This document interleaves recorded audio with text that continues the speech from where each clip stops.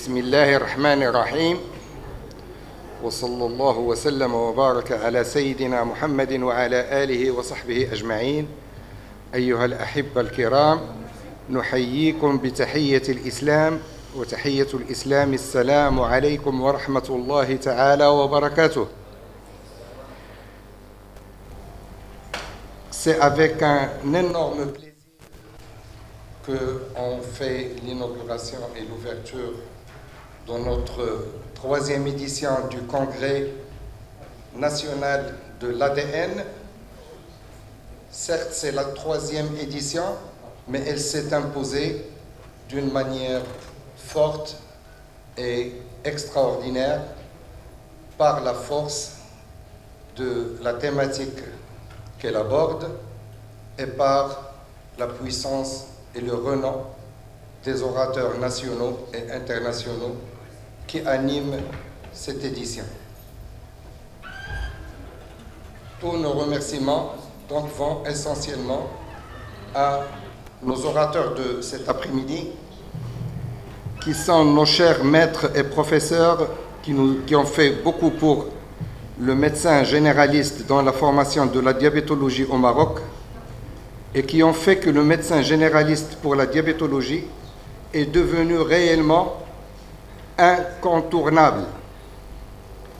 Par la force des choses, on voit que le Marocain est très intelligent et a compris que l'avenir de sa prise en charge pour cette maladie chronique est essentiellement entre les mains des médecins généralistes, ce qui nous a fait passer au-dessus de certaines malveillances ou malentendus qui peuvent éventuellement être faits par des sociétés savantes, soi-disant spécialisées, mais que nous, on est très heureux d'avoir atteint ce niveau. Ce niveau a été atteint par la force des choses, comme j'ai dit, avec la participation de nos augustes professeurs et enseignants, qui cette fois, ils sont aujourd'hui avec nous au nombre de 5. C'est une force, et nous, au Maroc, on a toujours... c'est-à-dire que c'est pour nous une bonne chance d'annoncer que nous avons 5 orateurs, et donc ça nous protège de l'œil. Donc merci à monsieur le professeur Louis Monnier.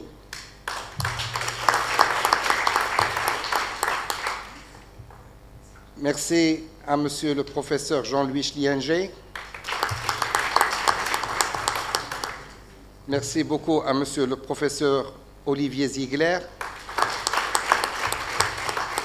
Bien sûr, applaudissements très soutenus de monsieur le général Baudusseau.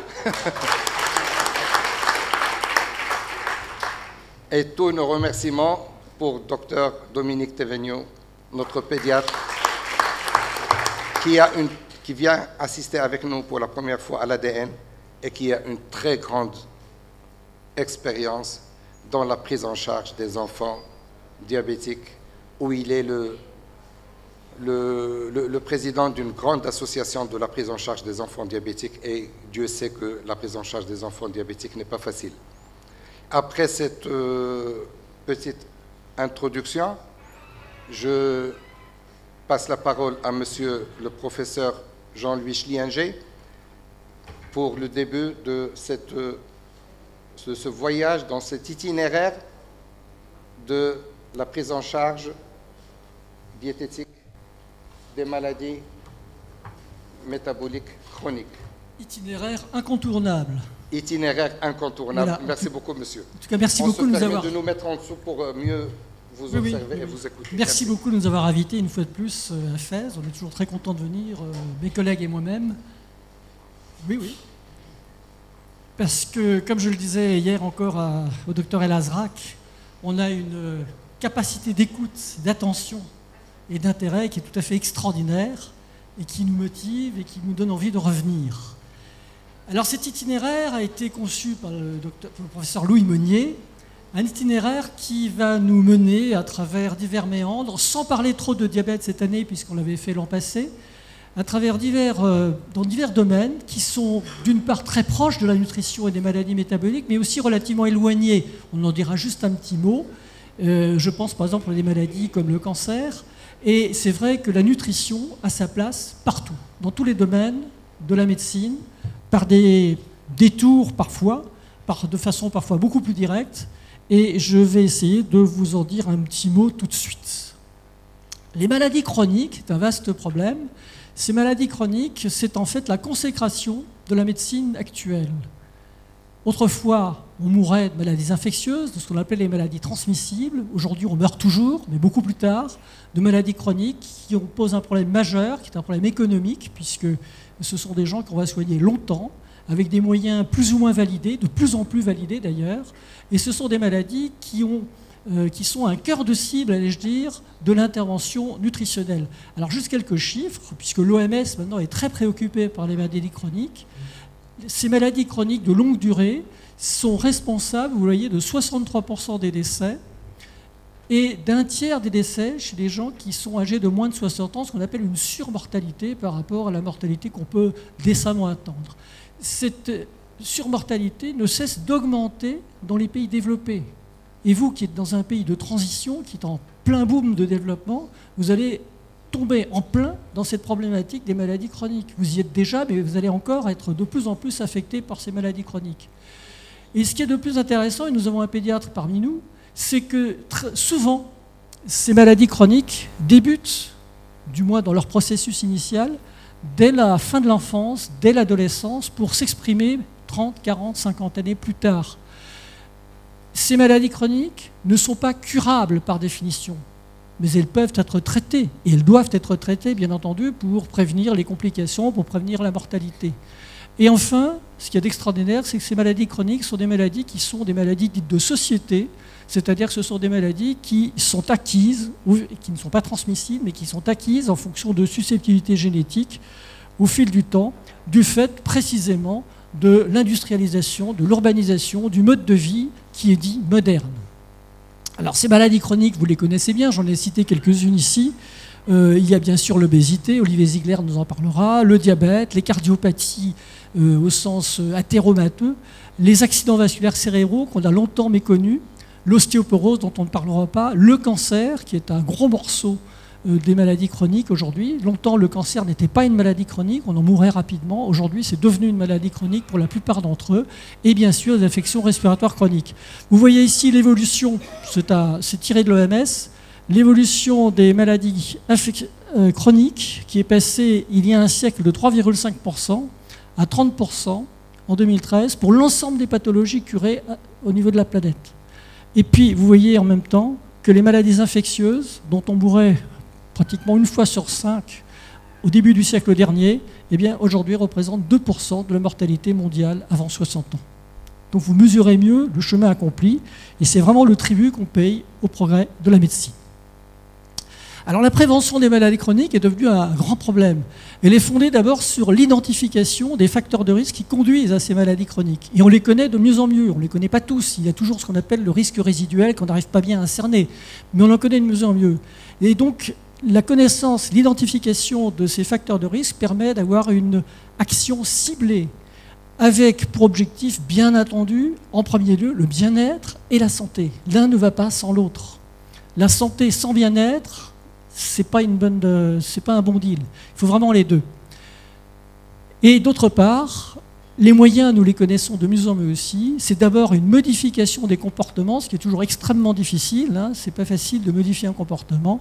Et aussi l'amélioration de l'environnement. Et vous savez que notre environnement est en train de se dégrader de plus en plus. Dans cette action visant à contrer l'évolution des maladies chroniques, il y a bien sûr une place majeure pour la prévention nutritionnelle. Alors ici au Maroc, on a une bonne illustration puisque vous êtes en train d'achever votre transition alimentaire et du même coup, vous créez de nouvelles pathologies. On ne meurt plus de maladies infectieuses au Maroc, ou si peu, mais par contre, on va mourir de plus en plus de ces maladies dites chroniques. Juste un petit aspect chiffré.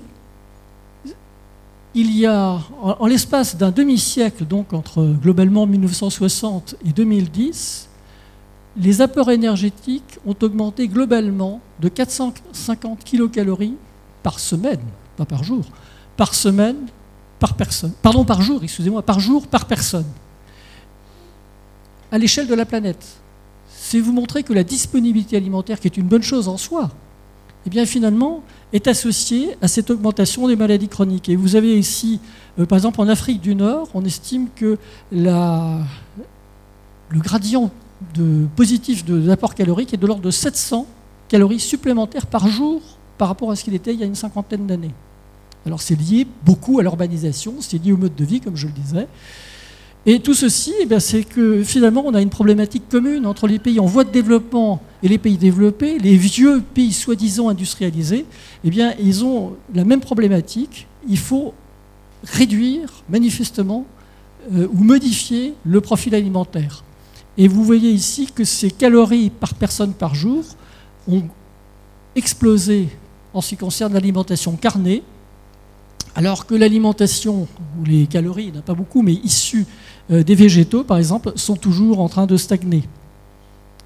Donc cette transition nutritionnelle est pour nous un indicateur d'action. Il faut absolument agir, au moins par cet aspect nutritionnel. Alors, cette action a un support biologique, ce n'est pas seulement un support épidémiologique. Et aujourd'hui, on a un certain nombre de pistes. Alors, un certain nombre d'entre elles sont des concepts plus que des réalités. C'est souvent des réalités de laboratoire et on a du mal à les exporter dans la vraie vie clinique. Mais néanmoins, ce sont des orientations qui doivent nous flécher le chemin de ce fameux itinéraire, avec en particulier, pour réduire les maladies chroniques et pour augmenter la longévité dans de bonnes conditions, la nécessité de diminuer le stress oxydatif, j'en dirai un petit mot tout à l'heure, de diminuer l'inflammation de bas grade, d'augmenter la sensibilité à l'insuline, d'améliorer l'immunocompétence, d'améliorer la fonction des cellules souches et d'augmenter la stabilité du génome. Ça, ce sont les grandes orientations sur lesquelles la nutrition peut agir. Ah, voilà. Alors, je vous ai parlé du stress oxydant. C'est quelque chose qui est difficile à exprimer dans la vraie vie clinique, mais qui a un support biologique extrêmement fort, un support expérimental extrêmement fort. Et ce que je veux vous montrer, c'est que ce stress oxydant qui se matérialise par un excès de production des radicaux libres et par une diminution de l'épuration de ces radicaux libres, qui sont des radicaux agressifs vis-à-vis des cellules et des membranes cellulaires, qui sont impliqués de façon très forte dans la pathogénie des maladies athéromateuses, par exemple, ou du cancer. Eh bien, ce que je veux vous montrer sur cette diapo, c'est que ce stress oxydant est favorisé par l'hyperglycémie chronique, quelque chose qui vous est familier, par l'hypertension artérielle, par les acides gras libres, par l'insulinorésistance et l'hyperglycémie postprandiale, par les marqueurs par l'inflammation, par la production excessive de ce qu'on appelle les produits dérivés de la glycation, les AGE, et tout ceci, et par les radicaux libres qui proviennent de l'alimentation, et tout ceci va majorer, va alimenter ce stress oxydant qui a des effets délétères qui ne sont pas que théoriques, même s'ils sont, comme je l'ai déjà dit, difficiles à cerner dans la vraie vie. Alors, je ne sais pas pourquoi, mais ça ne marche plus.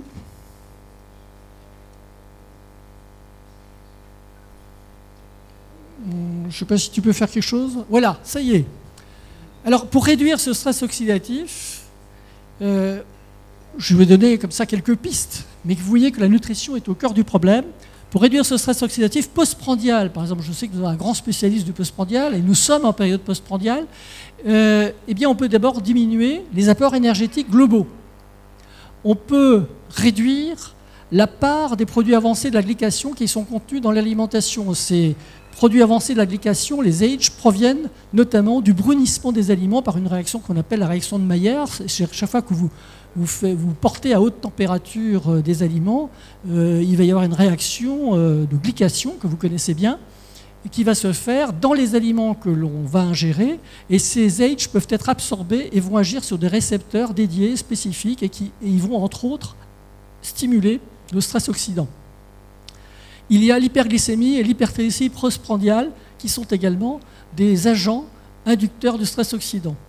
Pour réduire l'inflammation, qui est un élément du stress oxydant, eh bien, on peut corriger, par exemple, quelque chose qui est très à la mode, qui pourrait faire d'ailleurs l'objet d'un exposé un jour, qui est ce qu'on appelle la dysbiose intestinale, c'est-à-dire la modification du microbiote qui va produire un certain nombre de substances favorisant l'inflammation de bas grade. Et ceci peut être corrigé, par exemple, par une alimentation moins énergétique, avec moins d'acides gras saturés et davantage de fibres solubles.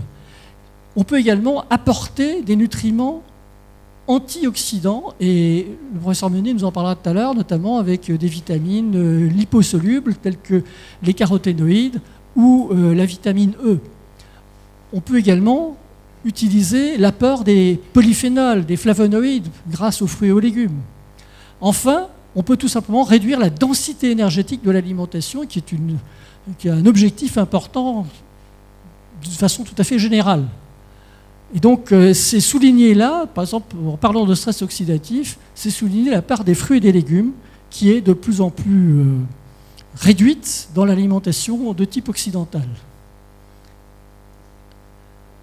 Lorsqu'on reprend le schéma de tout à l'heure, avec le stress oxydant, eh bien, on a des réponses nutritionnelles pour réduire ce stress oxydant.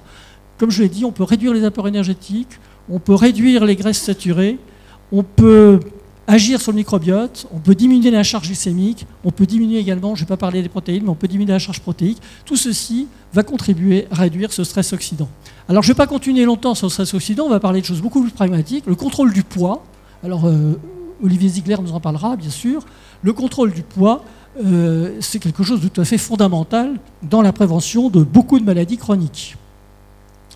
La prévention du diabète, on a aujourd'hui la preuve que les interventions nutritionnelles vont non seulement améliorer le contrôle du diabète, et ça c'est le moins qu'on puisse attendre de cela, mais également vont avoir une action sur la prévention du diabète chez des sujets qui sont à haut risque de diabète. Et je vous ai juste mis ici le suivi de la fameuse étude DPP.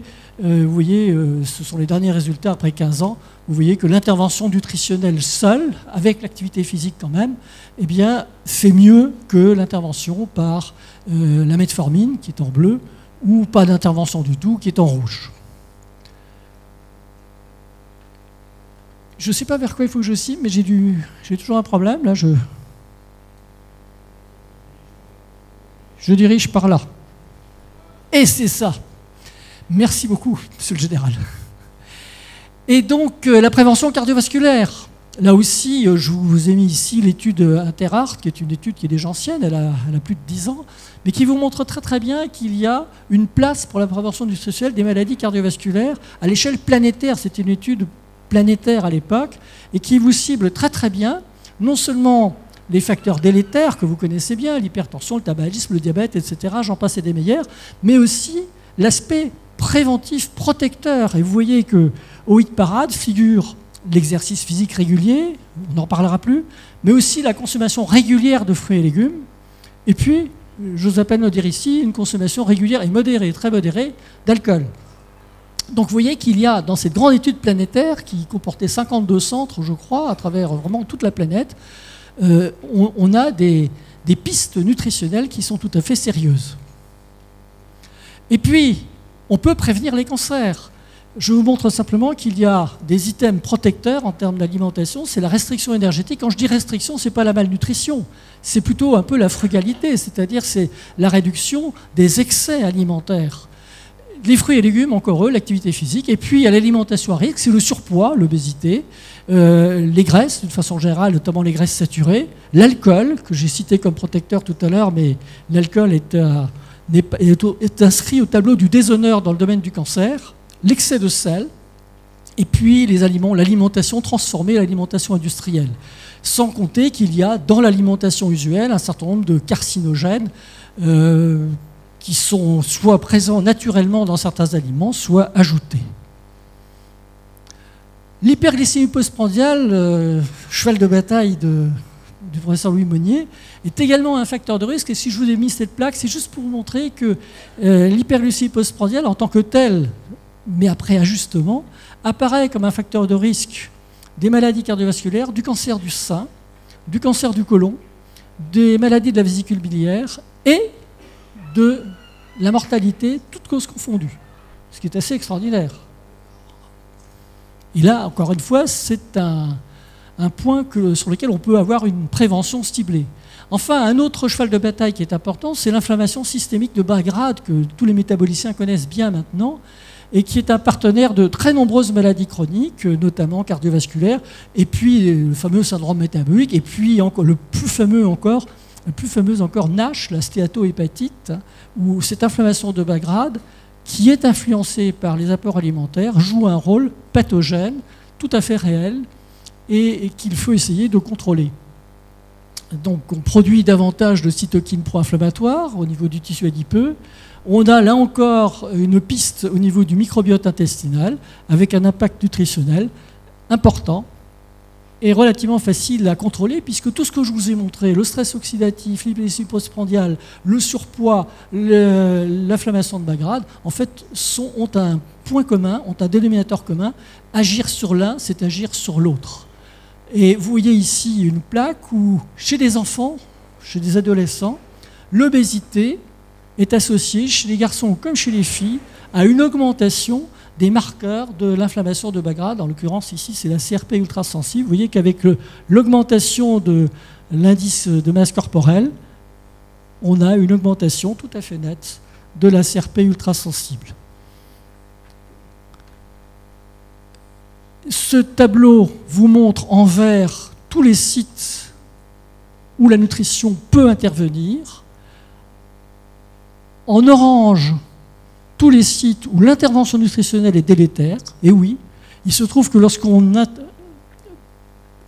pas l'intervention nutritionnelle, où l'intervention sur les facteurs de risque est délétère, il se trouve que lorsqu'on arrête le tabac, eh bien, il y a une augmentation du surpoids. Et que lorsqu'on réduit l'IMC, l'indice de masse corporelle, on a une augmentation des fractures ostéoporotiques.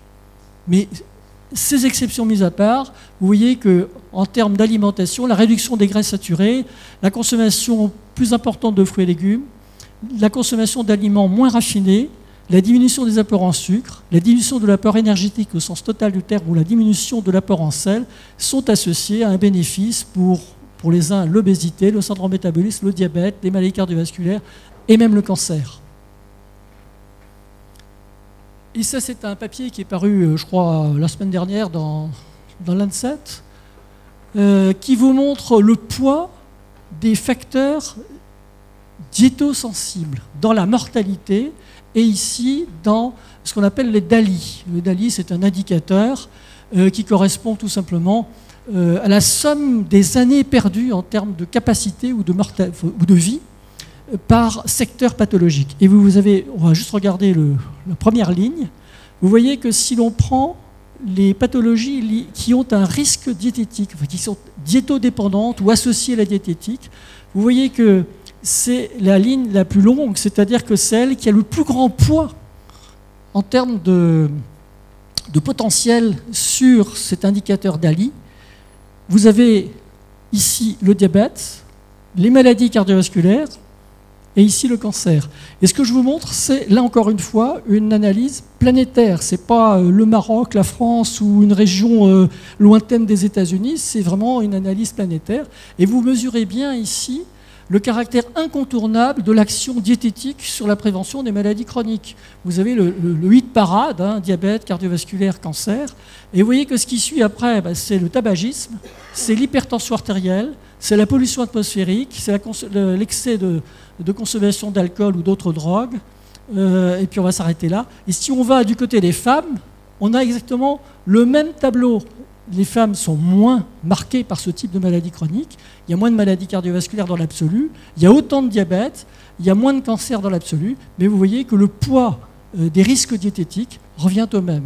Donc ça, je crois que c'est une bonne raison d'être convaincu de l'importance d'agir d'un point de vue nutritionnel. Et je trouve que, on pourrait dire que la santé est dans l'assiette, hein, on le savait déjà, mais je trouve que cette santé dans l'assiette mérite qu'on y consacre un après-midi avec un panel prestigieux, et ils vont certainement vous convaincre mieux que moi encore que l'action diététique est absolument incontournable pour prévenir les maladies chroniques. Alors, dans l'ordre ou dans le désordre, je ne sais plus, vous aurez le professeur Olivier Ziegler qui va vous parler de la prise en charge de l'obésité, dénominateur commun des maladies métaboliques, cardio-métaboliques, le professeur Baudusseau qui va vous parler la personne âgée, qui est quand même en première ligne dans les maladies chroniques.